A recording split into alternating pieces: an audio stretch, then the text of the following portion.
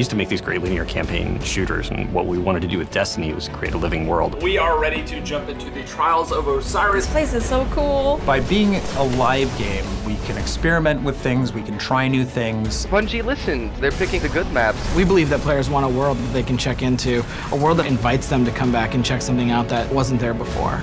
We want to be a living game, we want it to be a hobby, and the live team is a reflection of Bungie's commitment to doing that. High five. Yeah, all right. The live team has been in charge of doing everything from playlists to weekly patches to Iron Banner rollouts and Trials of Osiris. This is crazy. Oh, there's loot, guys. There's We loot. want to bring in more quest lines, more stuff to do, more stuff to chase, more loot items, more guns, more gear. What I like as a player is that when I come into the world and there's an event going on, the world's a really different place. That makes the world feel alive, and it's just a more fun place to be in. What we want to create is an engaged audience that wants to keep coming back, and that your friends, your social network is part of what's like pulling you back into the world. We have a wonderfully connected community, and that's something that makes Destiny just kind of magical, honestly. Look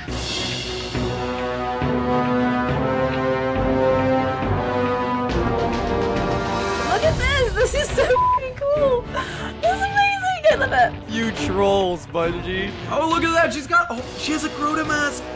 Oh my god. We had looked at the tower and the social experience and said, why don't we have awesome holidays? Like, why don't we build on that Jack-o'-lite Halloween experience from last year and do something bigger? Story, cutscene, missions with mask on is freaking hilarious.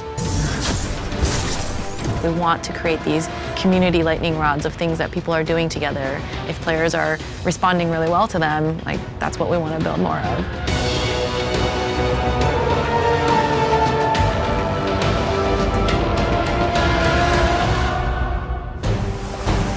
World events for the live game is a way for us to introduce new concepts to the players.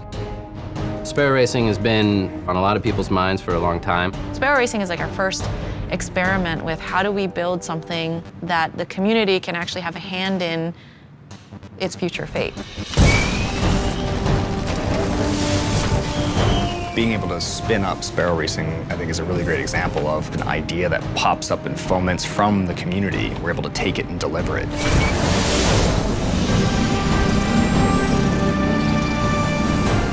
If people love it, awesome, we can continue building on it and making it better. If people don't like it, we can get feedback on it and bring it back, or just decide to scrap it and put our time, energy, and our people on something else. Sparrow Racing is a 3-week event that is hosted by Amanda Holliday, and it's available to all players of the Taken King. Speed kills, but it's a fun way to go.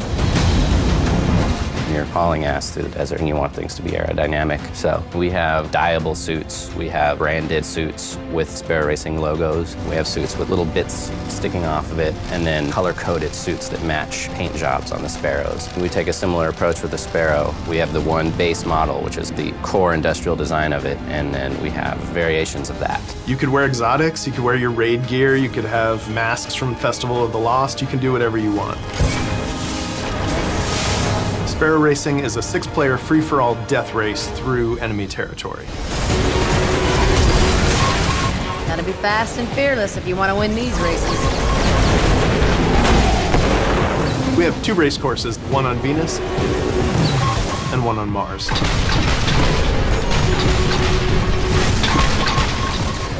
Campus Martius is a circuit through the buried city on Mars. Mars is our easy track, and the Venus one is our more advanced track. Venus is called the Infinite Descent because you're always going downhill, and at the end you hit a teleporter and it brings you back to the top of the level.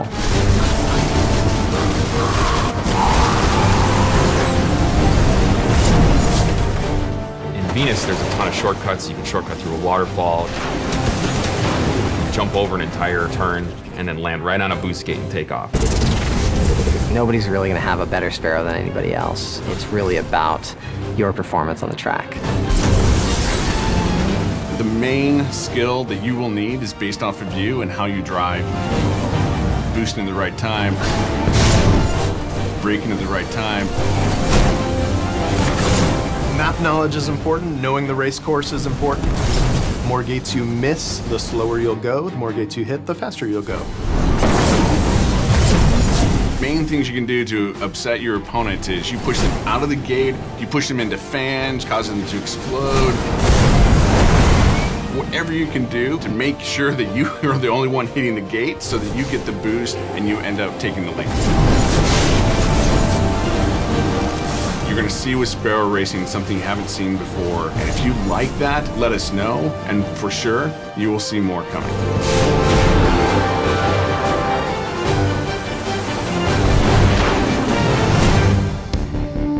I remember the old days when it was just a sparrow and a flat stretch of land. A lot different now. Oh, what are you waiting for? Do it! Yes, you can!